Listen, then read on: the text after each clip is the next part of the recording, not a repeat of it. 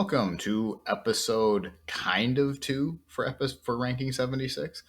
This is our background episode, so hopefully you've already listened to our rounds. If you haven't, it should just be the other title that is in the feed right now.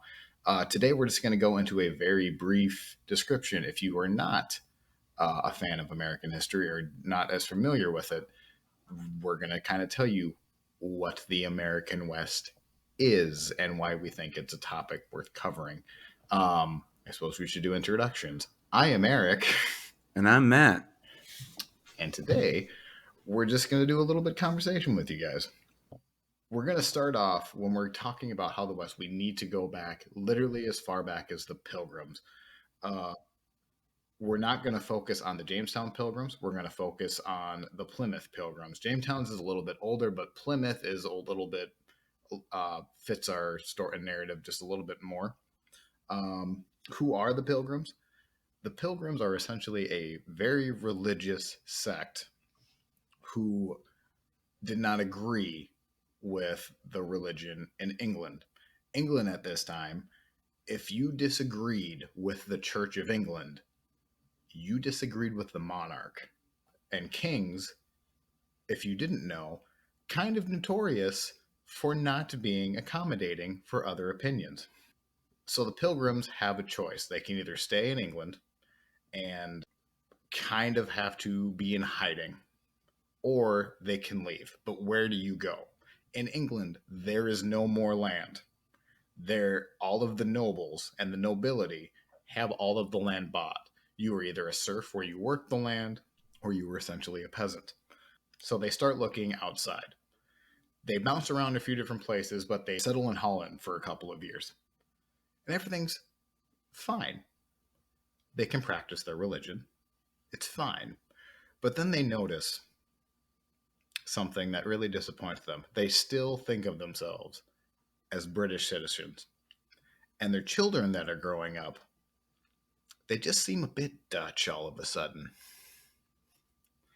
And there is nothing worse than a Dutch accent. I think we can agree. So now what do? We can't really go back to England. But our children are Dutch. What's worse? Religious intolerance? Another accent. Option C is this new world that has just been discovered, definitely by Christopher Columbus, and definitely land that was not inhabited by anyone else. Absolutely free. No one is there. Never mind the 300 plus Native American tribes. No one is there. We can just go over there and start our own colony. Completely uninhabited. Completely uninhabited. America, just to give you an idea, has so much land. It is 40 times bigger than the British island. So this group of pilgrims, there's 102 of them. They start to come over. However, whoever their travel agent was completely failed them. They leave much later than they should. They leave in September, which means the wind going across the Atlantic is now against them. It takes them twice as long to get to the American coast. There are times they're traveling on the Atlantic Ocean at 2 miles an hour. Do you know what 2 miles an hour is? Less than a walk. Why, yes, walking speed. You can walk faster than this boat was going. So why do you leave? Why is September too late? You leave earlier in the season so that you can plant crops in the summer and the fall, and you can also build your shelter. If you leave in September and show up in November, you have no crops to plant. You have no shelter that you have to scramble to build. And also, Plymouth wasn't their intended landing point. They actually meant to land 200 miles south. They end up landing in what is modern day Massachusetts. I don't know if you know this or not. There is a big difference in the climate between Virginia and Massachusetts in the winter. The Pilgrims walk up onto the territory. and they see a barren wasteland. Little do they know that just years before, a plague had wiped out a large section of Native American tribes. Up to 90% of tribes may have been given into this plague. They come in and their bones bleached from the sun everywhere. And they think this is great. God obviously cleared this land for us to live on. They got rid of all the Native Americans. This is our promised land. They start setting up and they have to scramble again. They have to scramble to build their houses. They have no food. And one day, a Wampanoag warrior just walks into their town and freaks them the F out. They don't know who this person is, what their intentions are, or what they're going to do. The Wampanoag just went through the plague, and they were one of the most severely hit of the plague. However, the Wampanoag essentially have three options what they can do with these pilgrims. They can A, attack. And if you think about it, the new pilgrims are weakened. They have rifles. They have steel. They have resources that most tribes in the area do not have. They can do option 2. They can wait them out. Nature is likely going to kill most of them. Or option 3, they can help them. They can help them get through the winter. Luckily for the pilgrims, the Wampanoag help them out. Part of the reason the Wampanoags don't attack is they believe they can use these new Englishmen as trading partners. They're smart enough to know that there are other Englishmen coming. So if they can befriend the first group, they should have an advantage in trading. They befriend the pilgrims. Then they have the first Thanksgiving. Maybe. And everything was great for the rest of the time. Everything was peaceful. Nothing ever went wrong. Just kept bringing stuffing and mashed potatoes to the old dinner table, huh? They did. For about a generation. What's unique about the Pilgrims is, again, if you ask the Pilgrims, they're British. They're not going to give up their British citizenship. But with every generation, they become just a little bit less British. Every generation loses their accent. They become a little bit more independent. They can trade amongst themselves. They can kind of stand up on their own legs. They're like Diet Coke. They're not Coke. They're still part of the empire. We're glad to have them, but they're not British. How do they build up their wealth? Turns out tobacco grows very well in the South. And as you're developing these colonies, they look around and they notice they have a severe labor shortage. Where can we find labor? They give a think. We can't have that many kids. So what do? Luckily for them, and very unluckily for Native Americans, they start heading to Africa, where they trade and start enslaving people to ship them off to work the lands. Now, big long history into it. We're not going to get into that. However, just know they start filtering in African Americans in from Europe. So again, every generation becoming just a little bit less British. Slavery is being developed in the South. The North still has slavery, but because they're not reliant on plantations, they're a little bit less dependent on slavery. The 13 colonies as we know them start to develop, and they have their own local governments, which is great for England because if you think of it, most of the territories or the colonies they have, people were already there. Now we're ignoring Native Americans exist in America, but it's basically British citizens were growing on the East Coast. Once they are able to set up their own governments, they're a little bit more independent. They can govern themselves. That's great at first for the British colonies. They can even start passing their own taxes. This works well until about the mid 1750s, when, remember all that land I talk about America having? Americans want more of it. No. Well, colonists want more of it. They're not Americans yet. Spoiler. Colonists start jumping the line into French territory. At this time, there are essentially three major powers on the continent. You have British, the coast, the East Coast, 13 colonies that we're talking about. You have the French, that is basically in the Ohio territory, basically think the middle of the continent. And then you have Mexico or Spain that has the rest. Those are the three main powers. There's kind of an unwritten rule and some treaties that say we're not going to impede. Well, that independence that we just talked about for the colonists, they start moving into the Ohio territory, which is what the British would call disputed territory, what the French would call French territory. They start escalating into what is going to end up becoming the French and the Indian War. The French are using the fur trade, are a huge moneymaker inside the Ohio territory. They have the best relationship with Native Americans. They seem to treat them a little bit more friendly. They seem to treat them a little bit more fairly.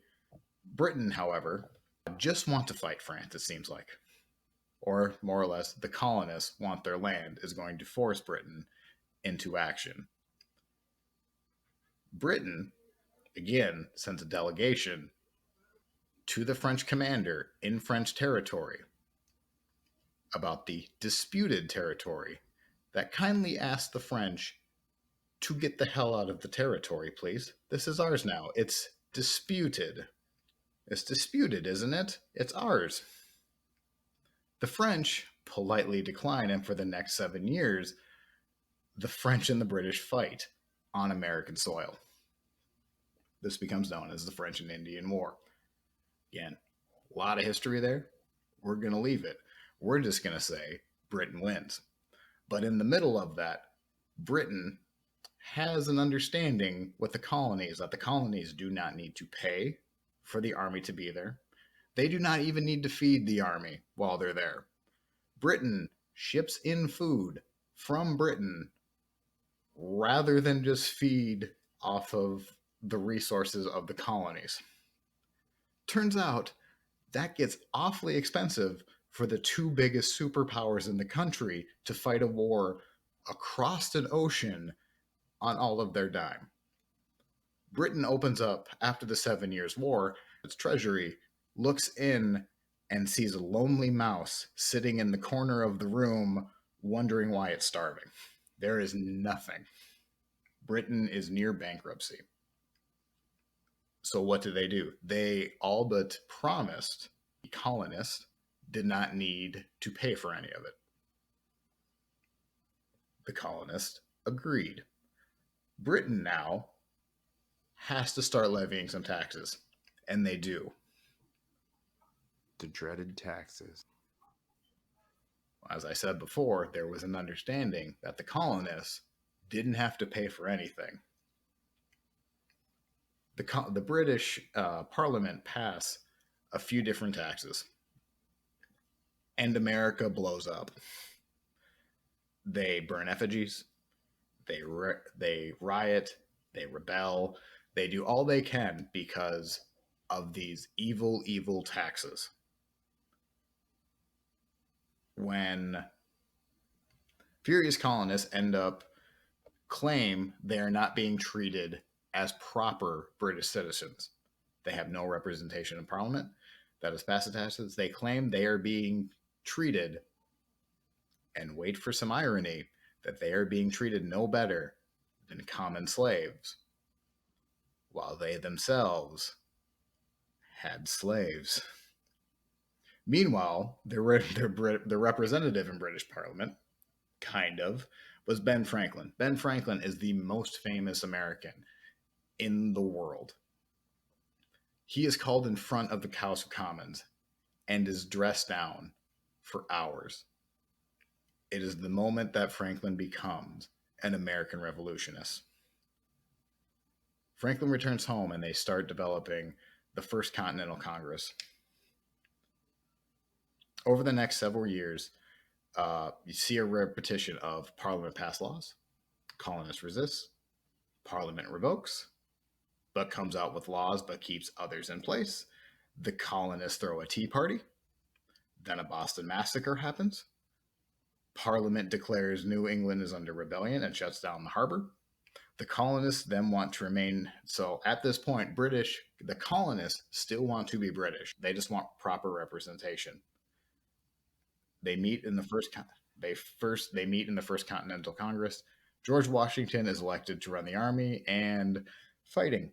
Americans declare they're free from the British Empire in 1776, and they fight for 7 years. And that's as far as we can get into that, because there is so much that we can talk about on that. 1783, the Revolutionary War ends. America runs a few years on a very weak constitution, and after a rebellion or two, they start realizing that the initial constitution they signed is not as strong as it should be. In fact, it was pretty weak. They come up with a constitutional convention. During the constitutional convention, they debate over proper representation, what they would claim to be big state or small state, but in reality it becomes, is it slave state or free state? And more importantly, how do we count for representation from a free state, from a slave state? How strong should the government be? They form 3 branches of government, all equal. They can all keep themselves in balance with each other. Then they come to population again. Well, how do you count the population? And what they end up coming down to as a debate is, are Black people people? In any other context in the South, Black people, African Americans, are property. You see them listed with the horses and the nails and every other form of property they have. However, when we're talking about population and representative, Black people are people. For every 5 slaves, we will count 3 as a population. The North agrees, not because they agree with it necessarily, not saying that the North was angels, but we have to remember there is no guarantee that the American Constitution and the United States as we know it was going to actually pass in the Constitutional Convention without the South. They needed 9 states to ratify for the Constitution to take into effect. The South simply would not join without being able to count with slavery not intact and without proper representation in their minds.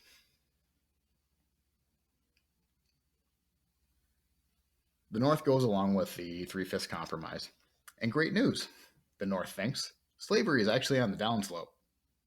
It's only a matter of time before it dies out, and they honestly believe slavery is on the downturn. They even agree to put an amendment in to end the slave trade by 1808. They could still have slaves, but you couldn't import them after that date. And then the cotton gin happened. Pretty harsh to blame one machine on men's morals. Seems like a pretty convenient excuse because it's a convenient excuse. But what the cotton gin does is it easily separates the seeds from the cotton plant, which basically explodes the amount of production you can do for cotton. So instead of doing a couple pounds a day, you can do a couple dozen pounds a day. Cotton explodes to the point where it's going to be King Cotton going up into the Civil War. Americans, however, on the Western Front still want to keep pushing into the Ohio Territory. They keep challenging Native Americans off their land. They push Native Americans further west, which forced Native Americans to fight other Native Americans off of their land. That domino effect eventually continues for the rest of the 19th century. Border security is a big deal on the part of the early West. Britain is in Canada. France owns the Great Plains down through Louisiana, which is about a third of the continent. Again, they're not heavily populated in the area. They own the land in name only. and then Mexico and Spain owns basically the rest of the continent.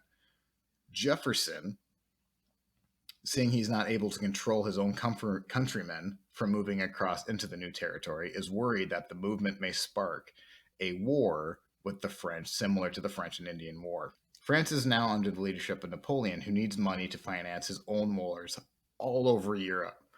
When the offer to buy New Orleans is turned down, but the proposal for the sale of the entire French territory, Jefferson worries about if he has the authority to do so, but buys the land anyway.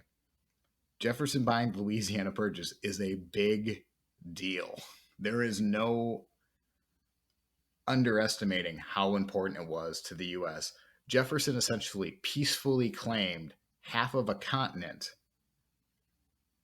with the stroke of a pen. I'm not sure if there's another territory that has been more land has been acquired peacefully without a war, but Jefferson eliminates the French off of the continent for just money. Well, now the debate is going to continue until the Civil War. What do we do with all of this new territory? Jefferson believes it's going to take 1,000 years to fully occupy the new land. But the question is, will that land become free or will it become slave? The ending result ends up in the Compromise of 1820, or the Missouri Compromise. The Missouri Compromise, the Compromise of 1820, is designed to stunt the spread of slavery. They pick a line on a map, a modern-day northern border of Oklahoma. The land below the line is free for slavery to enter the Union. Land above that line will not be open for slavery. In order to keep the balance between free and slave states, however, basically every time a new state comes in, you needed to have a counterpart. So in this instance, Missouri came in as a slave state, but Maine entered the Union as a free state, and they kept this balance for the next 30 years. In between, Texas breaks off from Mexico. We'll get into it in our episodes. It basically boils down to James Polk, who was president at the time, running on the Monroe Doctrine, saying that it was the United States' destiny to control the continent, finds any excuse to take over the rest of the continent. He basically prods the Mexican government into war. Mexico is not organized and is actually repeatedly overthrown by its own citizens. It's very similar to the American Revolution, other than as if the American Revolution never stopped and they kept throwing another revolution every couple of years. In short, America takes advantage of that, invades Mexico, literally invades Mexico City, and the treaty that results ends up completing the rest of the American border as we know it, the modern American border. Again, a massive amount of land was just caught up, or was just caught. Now the debate was, what do we do with all the land we just got from Mexico? And what do we do with all of that was claimed? The U.S. is still balancing the Compromise of 1820. A congressman from Pennsylvania, however, stands up and claims that no land acquired from the Mexicans should allow slavery. The South erupts. Southern members of Congress threatened to secede almost instantly at the thought of any new lands would not allow slavery. What ends up being the Wilmot Proviso is the most famous failed act in American history. Because even just the threat of not spreading slavery, the South threatens to secede. A deal is reached. The Wilmot Proviso does not go in. The two sides, however, are no longer parties. They are now more split geographically. They're north and south. And then, to escalate things further, the Kansas-Nebraska Act in 1854 comes into law. What this does is it eliminates the Compromise of 1820. Instead, states would be allowed self-determination. So citizens of that territory, when they're entering the Union, can vote if they want to be a slave state or a free state. The first test was Kansas and Nebraska, and it was so successful. This is the time of Kansas territory where it is known as Bleeding Kansas. Men cross the border from Missouri and storm into Kansas and vote for slavery. Kansans, not wanting Missourians to take over their vote, fight them off, and fighting erupts all across the state. It ends up with a falsely elected slavery backing government and an anti slavery government in Kansas. Two governments are elected, and they're not quite sure which one is legal.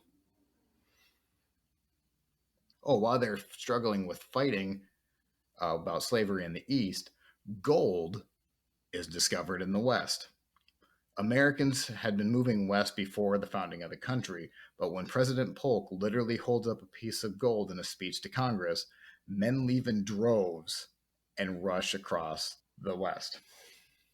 In the Southwest, just to give you an example, whenever there's a mineral claim, anyone who goes across in the Southwest, a man who is determined to find a mineral claim for himself is warned that the only thing he will find in Arizona is his own tombstone. He then finds the largest silver strike that anyone can remember and then names the town, he names it Tombstone. Whenever a mineral strike happens, basically repeat this pattern. Men look for minerals, gold, silver, iron, whatever. Men find said minerals. Many, many, many, many more men come over to get rich quick and be able to pick up the minerals from the soil. Anyone in the way of the fortune-seeking men are pushed aside by any means, i.e., Native Americans. When men fled to pick up their fortune, others come in to, quote, mine the miners. They charge, instead of going to the rivers or to the mines to pick up the minerals or to hunt for minerals, they charge for tools. They put up hotels and saloons, laundry services, the ever popular prostitution. Men may try to find their fortune, but for the most part, take whatever they do find and end up just spending it that night at a saloon or on a prostitute. Back out east, the Civil War breaks out after the election of Abraham Lincoln. This results in the deadliest war in American history. For many of the figures we're about to cover, this is the event in their lifetime. During the second year of the Civil War, the Homestead Act is passed. The Homestead Act is a really big deal for anyone who wants to move out west. Essentially, any citizen who had never taken up arms against the U.S., suck it, Confederates, including freed slaves after the 14th Amendment, and who was at least 21 years old, or the head of the household, could file an application on land for federal grant, usually 160 acres or 65 acres for a half. Women were actually eligible. All the occupant had to do was reside on the land for 5 years, show evidence that they had made improvements on the land. This process had to be all completed within 7 years. Emancipation Proclamation and the 13th Amendment pass, the North wins the Civil War. Most of what we're going to cover in our figures is the fallout of the Civil War. It is the event when it comes to the West. Most of our figures of who moves into the West, for the most part, single, young men looking to either run away from something, such as debt. They may be running towards something, such as minerals or just new opportunities.